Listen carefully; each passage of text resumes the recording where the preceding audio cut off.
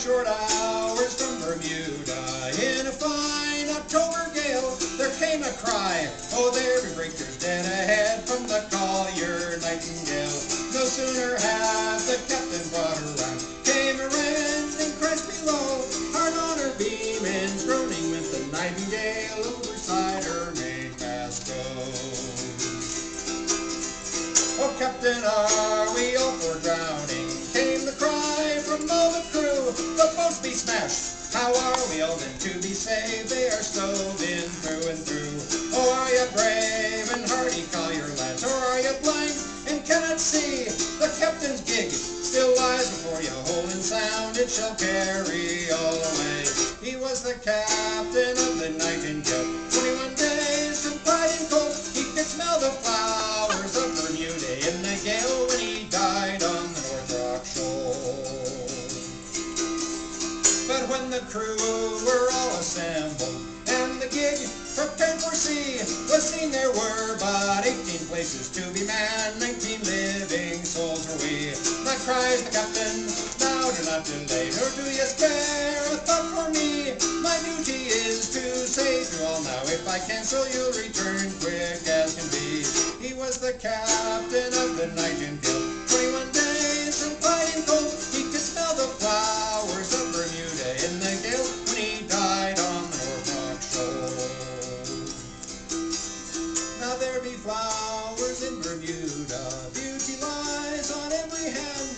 There be laughter, ease, and drink for every man, but there is no joy for me. For when we reached the wretched Nightingale, what an awful sight was plain. The captain drowned, was tangled in the mizzen chain, smiling bravely beneath the sea. He was the captain of the Nightingale. 21 days from pride and cold, he could smell the flowers of Bermuda in the gale when he died on the North Rock Shoal. He was the captain of the Nightingale. 21 days from pride and cold, he could smell the flowers of Bermuda in the gale when he died on the North Rock Shoal.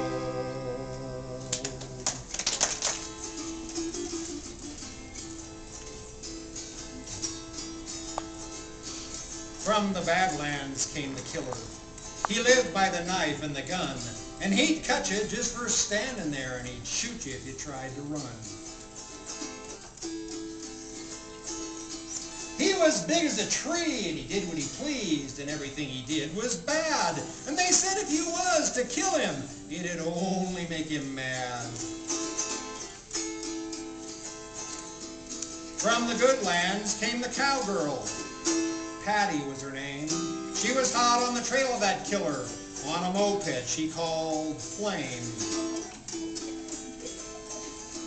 Because the killer had killed her daddy just for spitting in the road, and he only had to kill her daddy once to get that girl PO'd.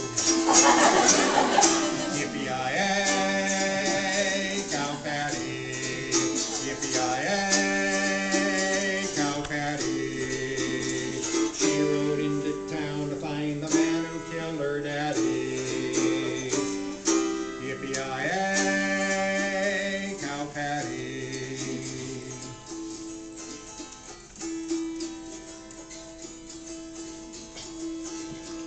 Well, the killer hit town at daybreak, ate the door off the local saloon. He started to drink. You could tell he was thinking there was going to be a showdown soon. Well, Patty hit town in a cloud of dust. Old Flame was buzzing like a saw, and the whole town grew as quiet as the church when the killer stepped out for the draw.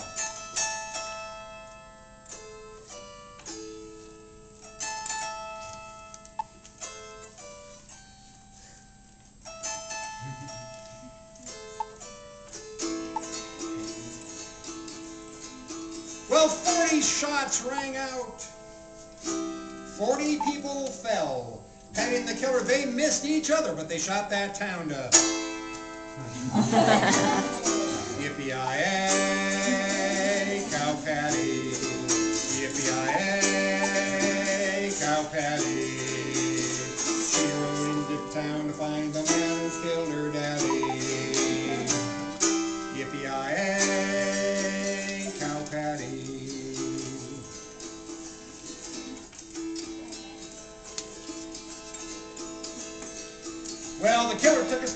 porch. Patty says, it's time I gunned you down. But he slipped in something that was lying in the street. He was shot before he hit the ground. Yeah, the killer slipped in and cost him his life. And Patty said as she roared out of town, well, you gotta watch your step if you know the chips are down. Yippee-yi-yay, cow patty. Yippee-yi-yay, cow patty. Picture the weavings all tight on the warp strings on the loom. It sounds something like this. Rumbly-boom, rumbly-boom, rumbly-boom. Well, Grandma's just sitting there rocking and weaving and rocking and weaving when the little girl and her grandpa come running up, and Grandma looks out at him and she says to him, she says, what in tarnation pots the devil been into your britches like that? The little girl says, Grammy, it's Bally Sally Cottle coming. He's fixing to eat us. You better run. Grandma, who can't hear very well either, says, hey, what'd you say? It's Bally Sally Cottle gonna eat us. Run! You don't have to yell. I ain't dead. And I ain't scared of no Bally Sally Cottle neither, says Grandma. So if you two fraidy cats want to go over there and hide underneath that great big lye pot there on the front porch, I'll show you what I'm going to do when Bally Sally Cottle comes. Well, the little girl looks at Grandpa. Grandpa looks at the little girl. They both figure that Grandma has got to be crazy to want to tangle with Bally Sally Cottle. But they both figure they would have to be crazier to want to tangle with Grandma.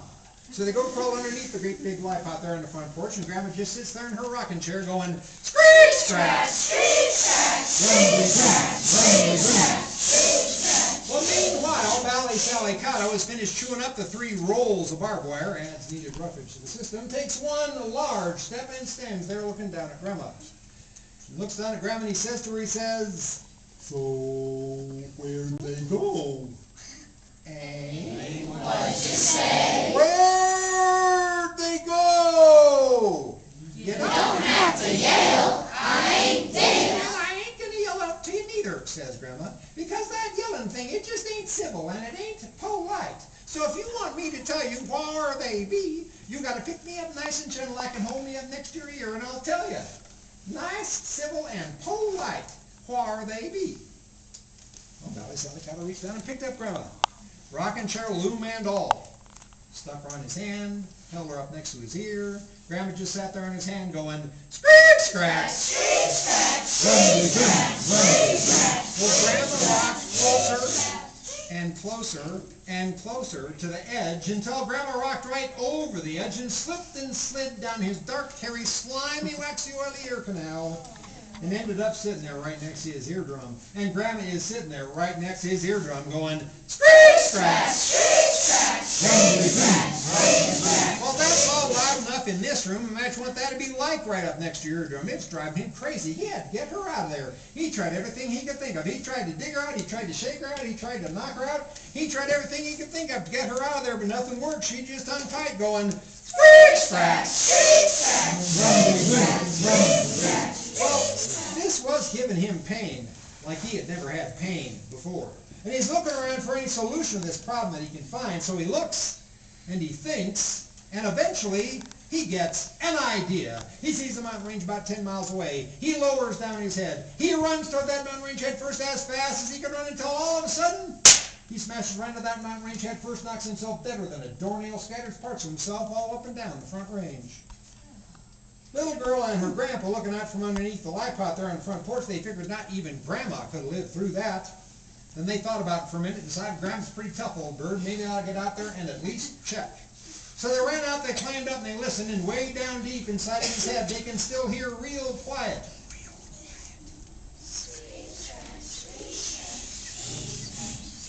So they knew Grandma had to be okay. They yelled down and they said, Grandma, you can come out now. Hey, what'd you say? And they pulled Grandma out with a long rope. Well, Bally Sally Cotto was too big to move, and he was way too big to bury, so they kind of had to leave him lying there up next to that mountain range, which is what they did. And pretty soon he petrified and turned into solid stone. People around Lakewood will tell you that his backbone turned into the rock formation we call the hogback. People around Boulder will tell you that the rock formation under your boulder they call Devil's Thumb. It's not really Devil's Thumb, it's one of Bally Sally Cotto's thumbs sticking up there. Found his teeth up in the Estes Park in a rock formation called Teddy's Teeth. Found his eye sockets near Grand Lake. That Grand Lake is one of his eye sockets, all filled up with water. Found his cave down near Colorado Springs. They built NORAD in it. Built a mountain pass right over the top of his petrified stomach, called it Loveland Pass. About 35 years ago, dug a tunnel right through the middle of his petrified innards and called it the Eisenhower Tunnel. And his red Argyle socks did it for him by his money. They turned into stone too. People around Denver thought that place was so pretty they made a park out of it. A little stage right down there between his toes where it'd drive him crazy every time they had a concert if he was still alive. And they called the place Red Rocks. And if you don't believe it, you can go check it out for yourself anytime you want, because you know those rocks, they're still there. Those rocks are still red. Those rocks aren't going anywhere. Here's to the lovely strawberries. Ding ding dong go the wedding bells. Well, frog went a-courting and he did ride. Ding ding dong go the wedding bells. Said, hey, Miss Mouse, would you be my bride? Ding ding dong go the wedding bells. Here's Cheshire, here's the cheese, here's to the bears and the apple trees. Here's to the lovely strawberries. Ding ding dong go the wedding bells. I'll have to ask my Uncle Rat. Ding ding dong go the wedding bells and see what he does say to that. Ding ding dong go the wedding bells. Here's Cheshire, here's the cheese, here's to the bears and the apple trees. Here's to the lovely strawberries. Ding ding dong go the wedding bells. Well, Uncle Rat says I'm much afraid. Ding ding dong go the wedding bells. Don't marry frog, you'll die an old maid. Ding ding dong go the wedding bells. Here's Cheshire, here's the cheese, here's to the bears and the apple trees. Here's to the lovely strawberries. Ding ding dong go the wedding bells. Well, who will spin the wedding gown? Ding ding dong go the wedding bells. Old Miss Spider from Pumpkin Town. Ding ding dong go the wedding bells. Here's Cheshire, here's the cheese, here's to the bears and the apple trees. Here's to the lovely strawberries. Ding ding dong go the wedding bells. Well, Uncle Rat gave his consent. Ding ding dong go the wedding bells, and that's the way the wedding went. Ding ding dong go the wedding bells. Here's Cheshire, here's the cheese, here's to the bears and the apple trees. Here's to the lovely strawberries. Ding ding dong go the wedding bells. Well, break out the oysters, fill champagne. Ding ding dong go the wedding bells. Never will there be such a feast again. Ding ding dong go the wedding bells. Here's Cheshire, here's the cheese, here's to the pears and the apple trees. Here's to the lovely. Well, just live one and hard and strong. Ding ding dong go the wedding bells. The old black cat comes prowling along. Ding ding dong go the wedding bells. Here's Cheshire, here's the cheese, here's to the pears and the apple trees. Here's to the lovely strawberries. Ding ding dong go the wedding bells. Cat jumped in the window right out of the yard. Ding ding dong go the wedding bells. Didn't even bring an invitation card. Ding ding dong go the wedding bells. Here's Cheshire, here's the cheese, here's to the pears and the apple trees. Here's to the lovely strawberries. Ding ding dong go the wedding bells. Well, Uncle Rat like a hero stood. Ding ding dong go the wedding bells, and cat wet her whiskers on his blood. Ding ding dong go the wedding bells. Here's Cheshire, here's the cheese, here's to the pears and the apple trees. Here's to the lovely strawberries. Ding ding dong go the wedding bells. Well, Mouse she made a die for crack. Ding ding dong go the wedding bells, and Cat made a pounce and broke her back. Ding ding dong go the wedding bells. Here's Cheshire, here's the cheese, here's to the pears and the apple trees. Here's to the lovely strawberries. Ding ding dong go the wedding bells. Well, that was the end of him and her. Ding ding dong go the wedding bells. Won't be tadpoles covered with fur. Ding ding dong go the wedding bells. Here's Cheshire, here's the cheese, here's to the pears and the apple trees. Here's to the lovely strawberries. Ding dang dong, go the wedding bells.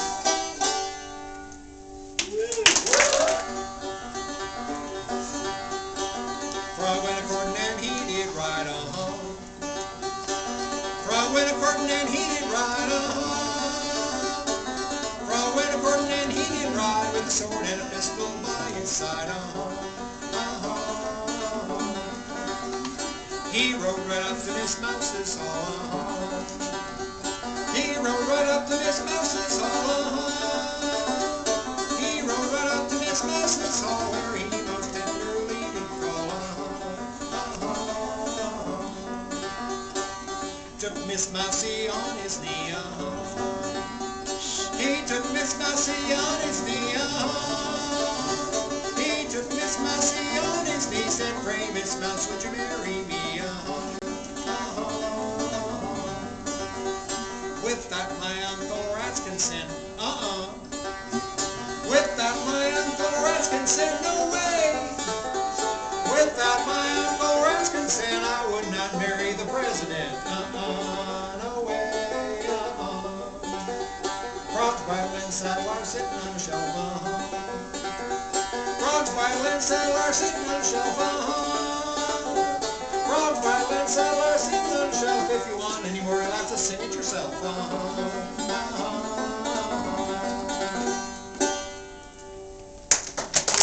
This story is sort of interesting because it has two titles. The official title of this story is The Foolish Frog. But I usually just call this The Frog Song. Despite the fact that this story has two titles, and both titles have frogs in them, this is not a story about a frog. This is a story about a farmer. On this particular morning, that farmer's walking down the road. He's carrying his banjo along with him. He's picking a tune out on the banjo. He's humming to go along with it. And the tune that he's humming goes something like this. La da da da da da da da da.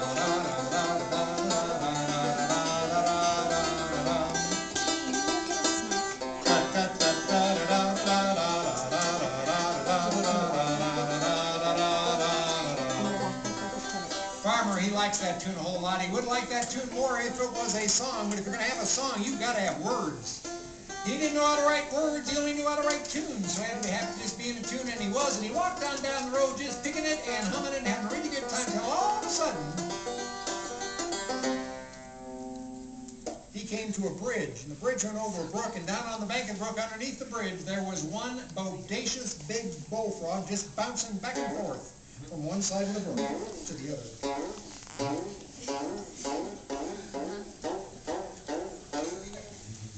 Well, the bullfrog looked up, saw that farmer looking down at him. The bullfrog, he said to himself, he said, I'd like to do a really big jump and show off for this here farmer. Well, that bullfrog got his legs all wound up tight, got his head all cocked in the right position, got his psyche all psyched out. He sprang up in the air, came down, landed smack dab in the middle of the water, got all wet and covered with mud, and the farmer thought that it was the funniest thing he had ever seen in his entire life. He stood there laughing and laughing, and pretty soon he picks up his banjo, and he starts into singing a song. Well, away down south, the yank, bullfrog jumped from bank to bank, 'cause he's nothing better for to do. Stubbed his toe and he fell in the water, you could hear him holler for a mile and a quarter, 'cause he's nothing better for to do. Now, if you thought that farmer felt good after he wrote that tune, you should have seen him after he added the words to it. He was feeling higher than a kite at the end of a 500-foot piece of string.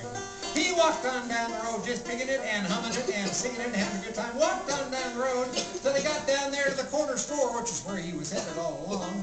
And he wandered inside the corner store and he wandered around for a bit looking for a couple of things he wanted to buy. He picked up a striped pair of Big Mac overalls, pair of leather work cloth strap on a back, brand new pair of steel-toed work boots, 2 bolts cloth, and a brand new pair of sharp scissors, your right, 2 dozen chocolate donuts, your kids, 7 pairs of black shoelaces, new set of banjo strings, new set of banjo picks, and a 2-pound package of chocolate-covered peanut M&Ms for himself.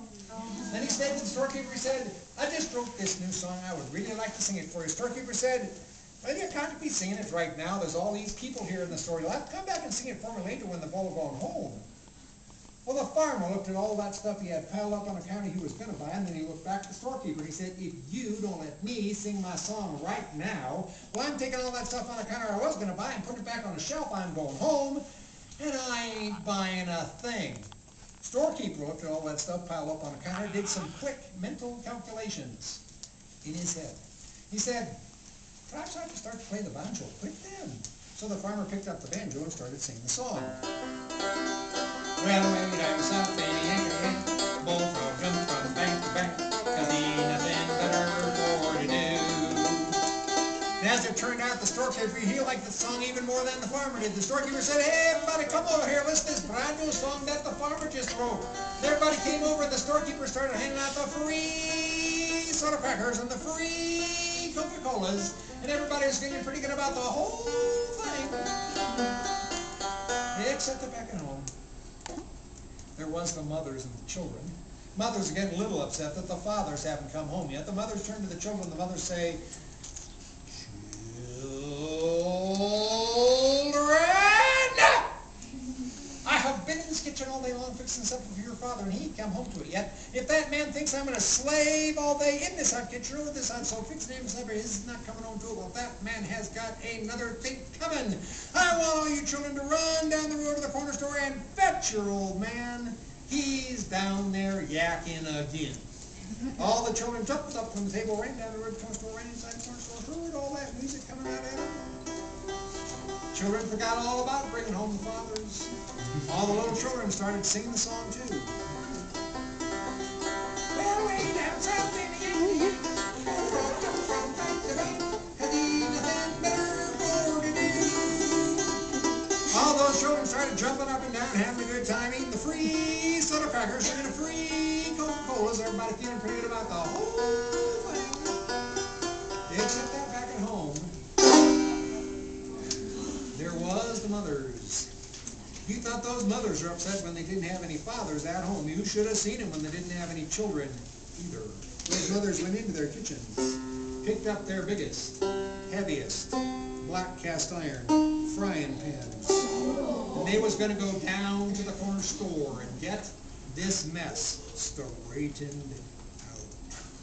Well, if you can imagine, all those mothers, all those frying pans, all that anger on the road to the corner store, it was a terrible sight to see. Pretty soon the mothers got down to the corner store. Pretty soon the mothers heard the music coming out at them. Pretty soon the mothers forgot all about being angry, dropped their frying pans in the gutter, and the mothers all started singing the song too. Well, away down south, Benny ain't again. Bullfrog jumped from bank to bank, 'cause he ain't nothing better for to do. All those mothers started dancing with all those fathers. All the little children started dancing with each other. Everybody was having a good time. They were eating the free soda crackers, drinking the free Coca-Colas. Everybody feeling pretty good about the whole thing. Except that back at home, there was the cows.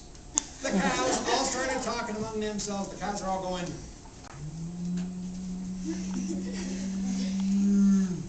where is everybody? Where's all those people we were supposed to get fed? More importantly than that, we have not been milked in a long time. It's beginning to feel mighty uncomfortable. Cows figure if they're going to get any satisfaction, they're going to have to get down to the corner store too. So all the cows walked out of themselves, walked down the road to the corner store, walked inside the corner store, heard all that music coming out at them. And the cows started singing the song too.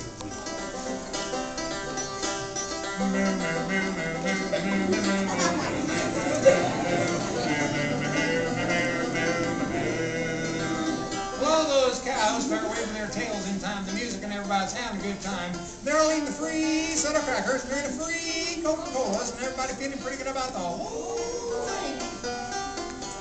Except for back at home, there's the chickens. The chickens all start talking among themselves. The chickens are all going,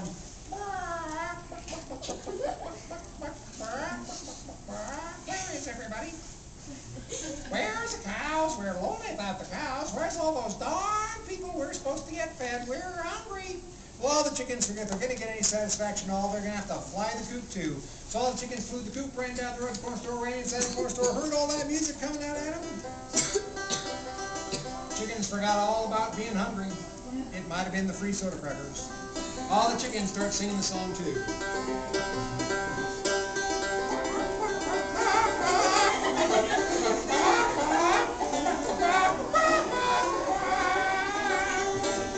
Chickens start stamping their feet in time the music and the feathers are flying, the tails are waving, and everybody's having a good time.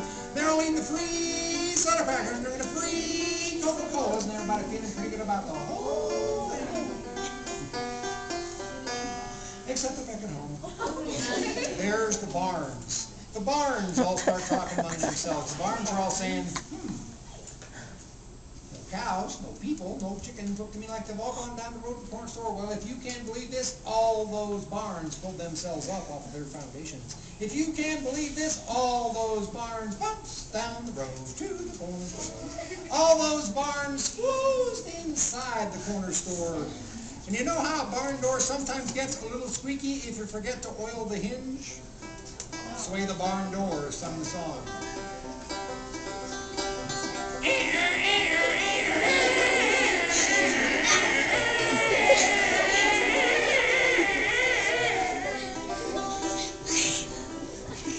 Ever tried to tune a barn door?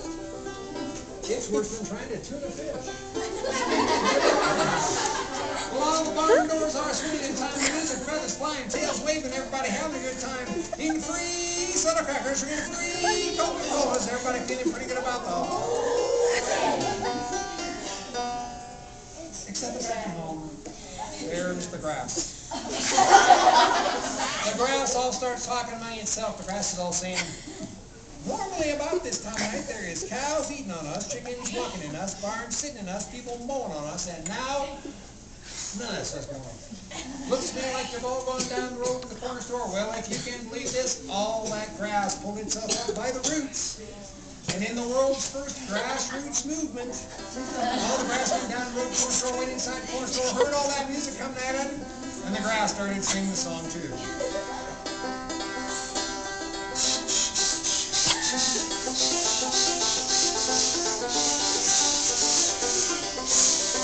Well, the grass starts growing up out of the chimney, the doors are swinging, the feathers flying, the tails are waving, and everybody's having a good time. They're all eating free soda crackers, drinking free Coca-Colas. Everybody feeling pretty good about the whole thing. Except there is this problem. The problem is without any grass, you can't have any fields. Without any fields, you can't have any banks for the brook. Without any banks, the brook is having a hard time trying to figure out exactly where it is that it's supposed to be going. So it figures it might as well go to the corner store. So all the brook gathers itself together, babbles down the road to the corner store, babbles inside the corner store. Here's all that music coming out at it. And the brook starts babbling the song too. The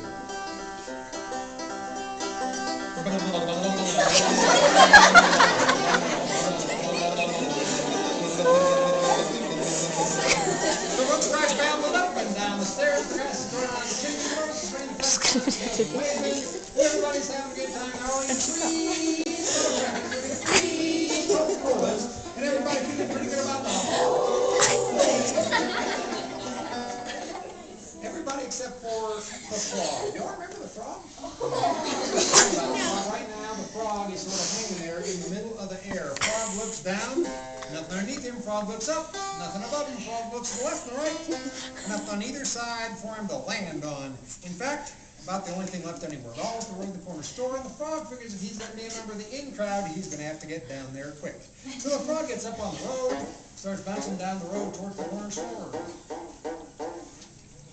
And the road rolls itself up after him. Well, pretty soon the frog gets down there to where he hears all the music coming out at him. Remember, it's a song about the frog. Frog has never heard a song about himself before. And he's kind of a vain frog anyway, so as soon as he heard all those people singing that song all about him, well, he starts to feel mighty proud of himself. And what a frog does when he feels proud, he starts to puff up. Now, the more he heard that song, the prouder he got. And the prouder he got, the puffier he got. And the puffier he got, the prouder he got. He got prouder and prouder and puffier and puffier. Until all of a sudden, boom!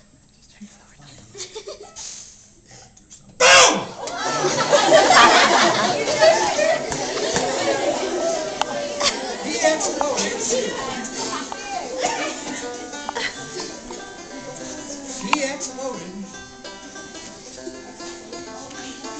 He exploded all over everything, and everybody went right straight up into the air, just like you did.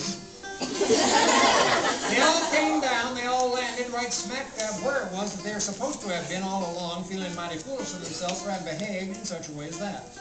They all sat down, had supper, went to bed, went to sleep. They had terrible dreams about the frog all night long. Woke up the next morning and had breakfast. Right after breakfast, they decided they had better try and find out just what happened to the frog. So right after breakfast, they went out looking for the frog. And you know what they found? They found a lot of empty Coca-Cola bottles. Found a lot of free soda cracker crumbs. Could not find any sign of that frog, because the only thing left of that frog is this song. So we might as well sing it one last time. Well, I'm something, Yankee, Yankee,